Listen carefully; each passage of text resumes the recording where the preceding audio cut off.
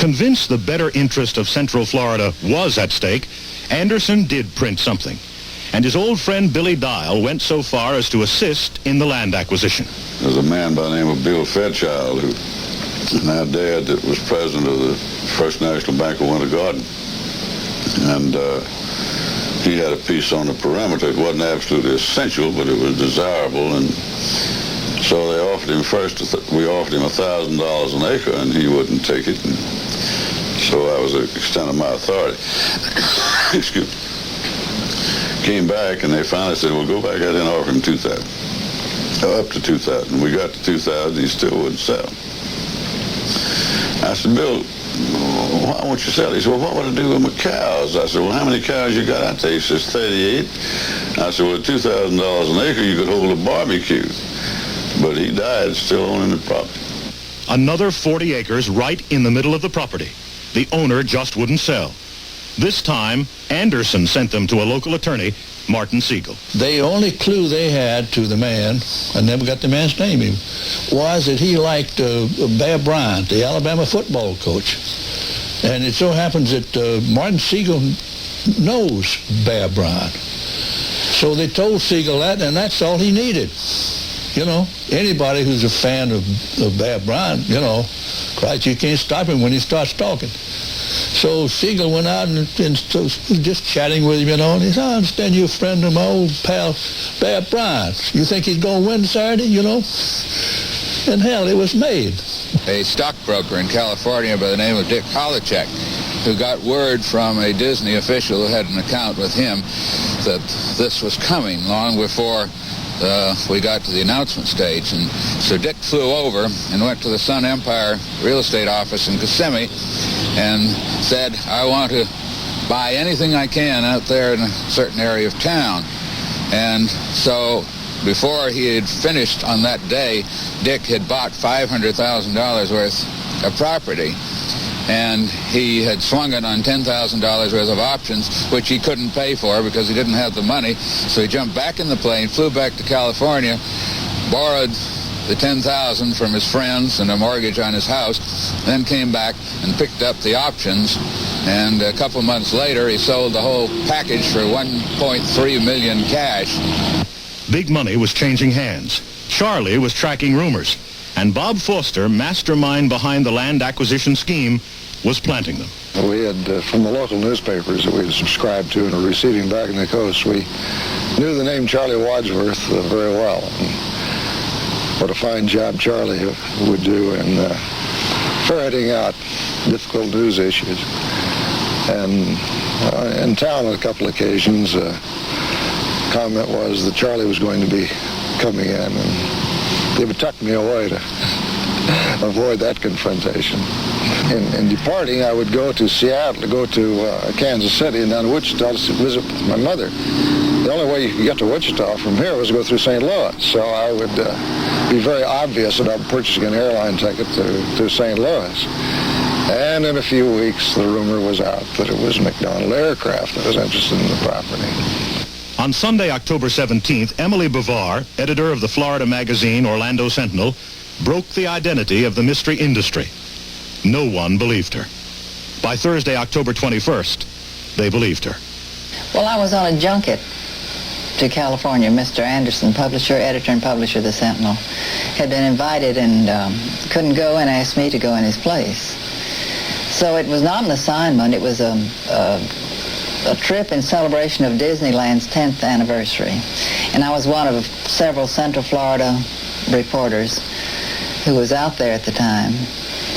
And we were ushered into Mr. Disney's office and told we could ask questions. And when it came my turn, I asked him if he was the one who was buying these 30,000 acres in Central Florida. And it stunned him so that it made me think maybe he was. Well, he said, no, I'm not buying any property out there. He said, that would be no place to put a park. He said, your average mean rainfall, whatever the number was, he knew. And he called up Orlando, Central Florida, which was unusual because nobody at the time had really ever heard of Orlando. Mm-hmm. And he knew exactly where it was. He knew how many tourists were here every year, how much it rained all summer. He knew entirely too much about the area not to have had a reason to. No, I didn't believe him. He wasn't a very good liar. And a girl reporter like that we didn't even know she was there. I didn't see. Girl reporter. A girl reporter unravels the identity of Charlie's mystery industry. And how did Charlie feel? Like going out and getting drunk. On Monday, November 15th, 1965, at the Orlando Cherry Plaza Hotel, Walt and Roy Disney, with Florida's Governor Hayden Burns, made Emily Bavar's revelation official. I don't think you've mentioned the amount of money, the initial investment. That's a heck of a lot. That would indicate the size of this project. Well, there was a time in my life I didn't think there was that much money. You know. But, well, you see, the initial stage here has to top what we have, or at least be the equivalent of what we have now in California. And there's 54 million in Disneyland now, another 20 million this year. So we're going to have to start somewhere around there. Now, of course, that doesn't include the other facilities, the hotels and the things around it. Now, when you begin to put all those together, it's going to be well over 100 million plus, at least. But my big brother says we can do it. He's a money man.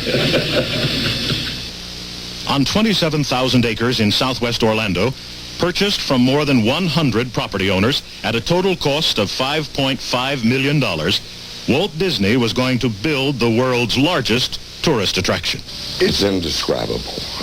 It was such a glorious and pleasant shock that I think it shook not only every resident of the state, but many of the annual visitors. Here it comes, just like gold showering from the skies on us.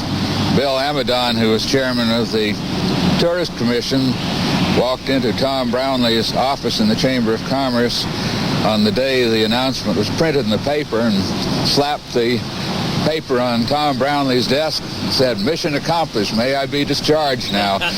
Show me a mayor in the United States of America that wouldn't just love to have Walt Disney World sitting on his doorstep as a neighbor. And there is no such man that wouldn't like that. That was bigger than Christmas. It was terrific, and it's been rolling ever since. It's just a snowball going downhill.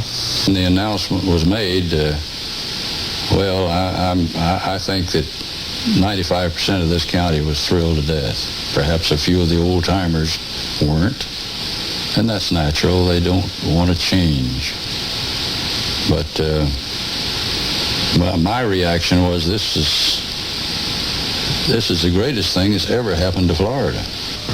I said, anyone who's going to spend $100 million anywhere near me is good. Well, everybody was dancing in the streets. They thought it was the greatest thing that had happened in Orlando since sliced bread.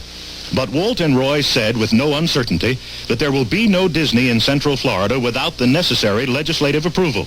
Highways, taxes, zoning, building codes, water management, fire protection. Went on to point out that this legislative program we felt was something that we could ask in fairness. We're coming to Florida. We want to be a good citizen of Florida. We're not asking for any big favors or any tax situations. And Mr. Tatum, I thought, outlined very well our demands. And I use that word quite with softness. There was a great drainage problem. It required the establishment of a government entity, the Reedy Creek Development Corporation.